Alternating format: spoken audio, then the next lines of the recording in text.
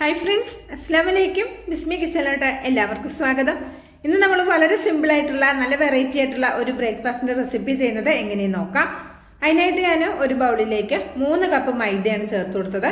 ഇനി മൈദയിലേക്ക് ആവശ്യമായ ഉപ്പ് ചേർത്ത് കൊടുക്കാം. ഇനി ഞാൻ ചേർത്ത് കൊടുക്കുന്നത് 1 ടേബിൾ സ്പൂൺ പഞ്ചസാരയാണ്. പഞ്ചസാര കൂടി ചേർത്ത് കൊടുക്കാം. ഇനി ഇതിലേക്ക് 1.25 ടീസ്പൂൺ ഈസ്റ്റ് ആണ് ചേർത്ത് കൊടുക്കുന്നത്.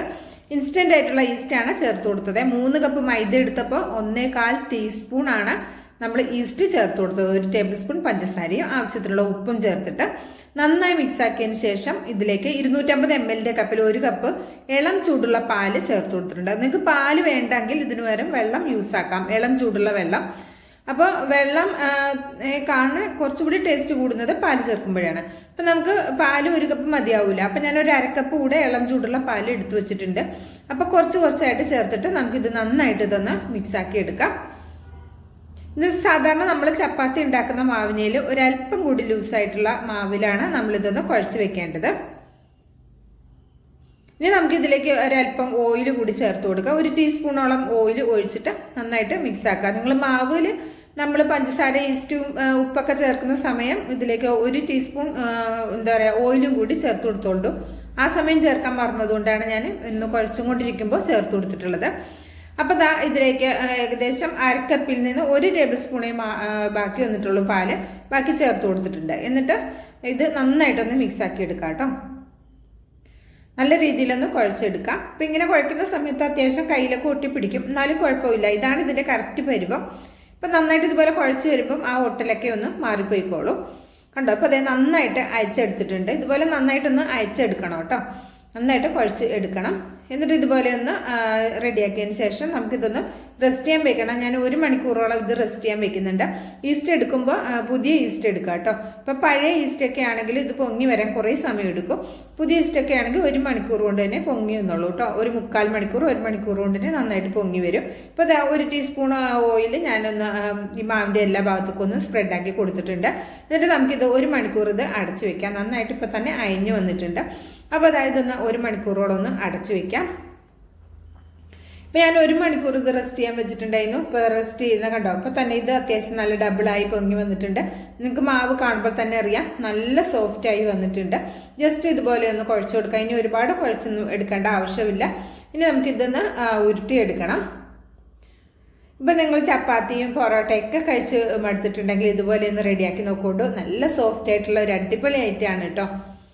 അപ്പം നമുക്കിതൊന്ന് ചെറിയ ഉരുളകളാക്കി എടുക്കാം. നിങ്ങൾക്ക് എത്ര വലിപ്പം വേണോ ആ രീതിയിൽ കട്ടാക്കി എടുക്കാം കേട്ടോ. ഞാനിതൊരു 8 പീസായിട്ടാണ് കട്ടാക്കി എടുക്കുന്നത്. 3 കപ്പ് മൈദ ഒരു 8 പീസാക്കി എടുത്തിട്ടുണ്ട്.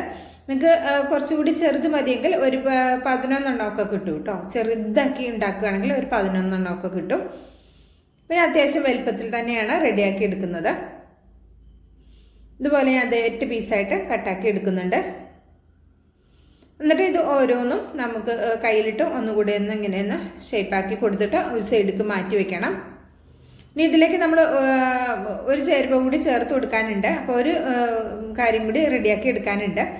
അപ്പോൾ ഇതൊക്കെ ഒന്ന് നമുക്ക് ഇതുപോലെ മാവൊന്ന് ശരിക്കുള്ള ഉരുളകളാക്കി ഇങ്ങനെ വെച്ചതിന് ശേഷം നമുക്കത് റെഡിയാക്കി എടുക്കാം. വീഡിയോ ഇഷ്ടമാകുകയാണെങ്കിൽ കാണുമ്പോൾ തന്നെ ഒരു ലൈക്ക് തന്ന് സപ്പോർട്ട് ചെയ്യാൻ ആരും മറക്കരുത്. നിങ്ങളുടെ ലൈക്ക് പ്രധാനമാണ് കേട്ടോ. അതുകൊണ്ടാണ് ഞാൻ എപ്പോഴും ഈ ലൈക്ക് ചോദിക്കുന്നത്. വീഡിയോ കാണുമ്പോൾ തന്നെ ഇഷ്ടമായിട്ടുണ്ടെങ്കിൽ ഒരു ലൈക്ക് തന്നോളൂ കേട്ടോ. അപ്പോൾ ഇത് ഞാനിപ്പോൾ ഇവിടെ ഒരു 20 ഗ്രാമോളം വരുന്ന ബട്ടർ ഒന്ന് മെൽറ്റാക്കാൻ വെച്ചിട്ടുണ്ടായിരുന്നു. ബട്ടർ നന്നായിട്ടൊന്ന് മെൽറ്റായി വരുന്ന സമയത്ത് ഇതിലേക്ക് ഞാൻ ചേർത്ത് കൊടുക്കുന്നത് വെളുത്തുള്ളിയാണ്. 3 വലിയ വെളുത്തുള്ളിയാണ് കേട്ടോ. അപ്പോൾ അത്യാവശ്യം നല്ല വലിയ വെളുത്തുള്ളി വരലുണ്ടല്ലോ, ആ വെളുത്തുള്ളി എടുത്തിട്ടുള്ളത് 3 എണ്ണം ചെറുതാക്കി ഒന്ന് കട്ടാക്കി എടുത്തിട്ട് അത് ഇതിലേക്ക് ചേർക്കുക. ബട്ടർ മെൽറ്റാക്കുമ്പോൾ ലോ ഫ്ലെയിമിലിട്ട് മെൽറ്റാക്കും കേട്ടോ, അല്ലെങ്കിൽ പെട്ടെന്ന് കരിഞ്ഞു പോകും.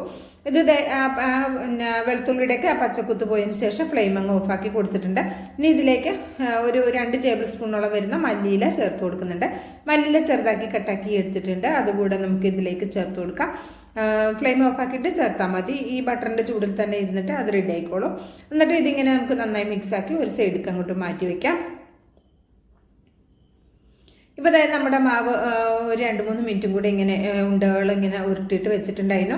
ഇനി നമുക്കിതൊന്ന് പരത്തിയെടുക്കാം. അതിനായിട്ട് ഒരല്പം മാവ് എടുത്താൽ മതി കേട്ടോ. പൊടിമാവായിട്ട് കുറച്ച് എടുത്താൽ മതി. എന്നിട്ട് ഇത് നമുക്കൊന്ന് പരത്തിയെടുക്കാം. പരത്തിയെടുക്കുമ്പോൾ സൈഡൊന്നും കട്ടി കൂടാതെ എല്ലാ ഭാഗവും ഒരേപോലെ ആവുന്ന രീതിയിൽ പരത്തിയെടുക്കുക.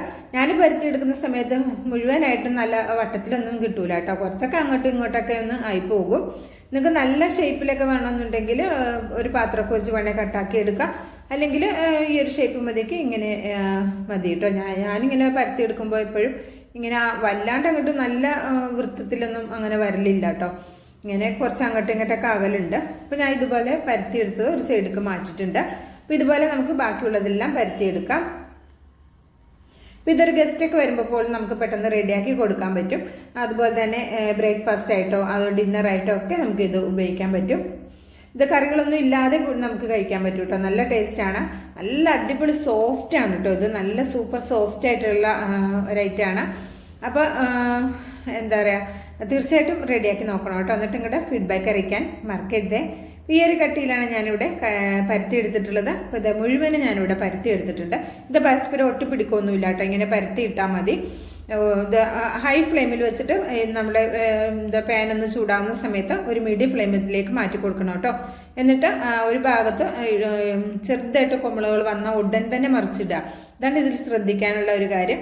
പിന്നെ ഒരുപാട് ഫസ്റ്റ് ടൈം ഇങ്ങനെ ഇടുന്ന സമയത്ത് കുറേ നേരം വെക്കരുത്. ഒരു ചെറുതായിട്ട് കുമ്പളകൾ ഇങ്ങനെ വന്ന് തുടങ്ങുമ്പോൾ അപ്പോൾ തന്നെ മറിച്ചിടുക. മറിച്ചിട്ട് കഴിഞ്ഞാൽ പിന്നെ ഇതിങ്ങനെ പൊങ്ങി വന്നോളും. പൊങ്ങി വരുന്ന സമയത്ത് പിന്നെ ഇത് പതുക്കെ ഇങ്ങനെ ഒന്ന് പ്രസ് ചെയ്ത് കൊടുത്താൽ നല്ല ബബിൾസ് ആയിട്ട് നല്ല എന്താ പറയുക ബോൾ പോലെ ഇങ്ങനെ പൊങ്ങി വന്നോളും. നിങ്ങൾക്കിത് കാണുമ്പോൾ തന്നെ അറിയാം. ഇങ്ങനെ ഒന്ന് റെഡിയാക്കി എടുത്താൽ മതി. ഫ്ലെയിം ഒന്ന് ശ്രദ്ധിക്കുക, ലോ ഫ്ലെയിമിൽ ഇടരുത്, മീഡിയം ടു ഹൈ ഫ്ലെയിമിൽ ഇട്ടിട്ടാണ് ഇത് നമ്മൾ റെഡിയാക്കി എടുക്കേണ്ടത്. ചട്ടിക്ക് അത്യാവശ്യം നല്ല ചൂട് വേണം കേട്ടോ. അങ്ങനെ തിരിച്ചു മറിച്ചുമൊക്കെ ഇട്ടിട്ട് ഇതുപോലെ നമുക്കിതൊന്ന് റെഡിയാക്കി എടുക്കാം. നന്നായിട്ട് ഇതുപോലെ പൊങ്ങി വന്നിട്ടുണ്ട്. അപ്പോൾ അടുത്തത് നമുക്ക് ഇതുപോലെ ഒന്ന് ചുട്ടെടുക്കാം. ഇതിങ്ങനെ ഉണ്ടാക്കുന്ന സമയത്ത് നിങ്ങളിത് ഒരു കാസ്ട്രോളിലേക്ക് മാറ്റണം കേട്ടോ. ഇത് നമ്മളിങ്ങനെ തുറന്ന് പുറത്ത് തന്നെ ഇങ്ങനെ വെക്കരുത്. നമ്മൾ ചുടുന്നത് നമ്മളൊരു കാസ്ട്രോളിലേക്ക് ആക്കി വെക്കുക. അതാണ് കുറച്ചുകൂടി നല്ലത്. ആദ്യം ഇടുക, ഒന്നിങ്ങനെ ചെറുതായിട്ട് ബബിളിങ്ങനെ പൊങ്ങുന്ന ആ സമയം തന്നെ ഇത് മറിച്ചിട്ട് കൊടുക്കുക. എന്നിട്ടൊന്ന് വെയിറ്റ് ചെയ്താൽ മതി. അപ്പോൾ ഇതിങ്ങനെ ഓരോ ഭാഗം ഇങ്ങനെ പൊങ്ങി വരുന്നത് കാണാം. അപ്പോൾ ചെറുതായിട്ട് ഒരുപാട് അമർത്തി പ്രസ് ചെയ്യരുത്. ചെറുതായിട്ടൊന്ന് ഇങ്ങനെ തൊട്ട് കൊടുക്കുമ്പോൾ ഇതിങ്ങനെ മൊത്തത്തിൽ ഇങ്ങനെ ബലൂൺ പോലെ വീർത്ത് വരും. മാഷാല്ല ഇപ്പോൾ ഇതേപോലെ നന്നായിട്ട് റെഡിയായി വന്നിട്ടുണ്ട്. അപ്പോൾ ഇത് നമുക്ക് പാത്രത്തിലേക്ക് മാറ്റി കൊടുക്കാം.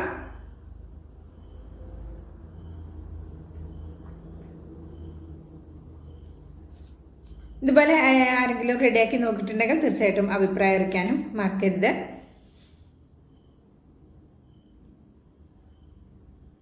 ഇതേപോലെ നമുക്ക് ബാക്കിയുള്ളതും റെഡിയാക്കി എടുക്കാം.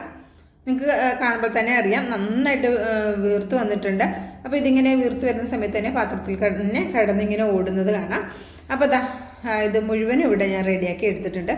കാണുമ്പോൾ തന്നെ അറിയാം നിങ്ങൾക്ക് നല്ല സോഫ്റ്റാണ്. ഇപ്പോൾ അത്യാവശ്യം നല്ല ചൂടുണ്ട്, നല്ല സോഫ്റ്റാണ് കേട്ടോ. ഒക്കെ കാണുമ്പോൾ തന്നെ അറിയുന്നുണ്ടാവും. അപ്പോൾ റഷെങ്കിലും ഇങ്ങനെ റെഡിയാക്കി നോക്കൊണ്ടു. എല്ലാവർക്കും ഇഷ്ടമാവും, കുട്ടികൾക്കും വലിയവർക്കും ഒക്കെ ഇഷ്ടമാവും. അതുപോലെ തന്നെ നേരത്തെ പറഞ്ഞ പോലെ ഒരു ഗസ്റ്റ് വന്നാൽ പോലും കൊടുക്കാൻ പറ്റിയ നല്ല ടേസ്റ്റി ആയിട്ടുള്ള നല്ല എക്സ്ട്രാ സോഫ്റ്റ് ആയിട്ടുള്ള ഐറ്റം കൂടിയാണ് കേട്ടോ. ഒന്നിങ്ങനെ ഒന്ന് റെഡിയാക്കി നോക്കൊണ്ടു.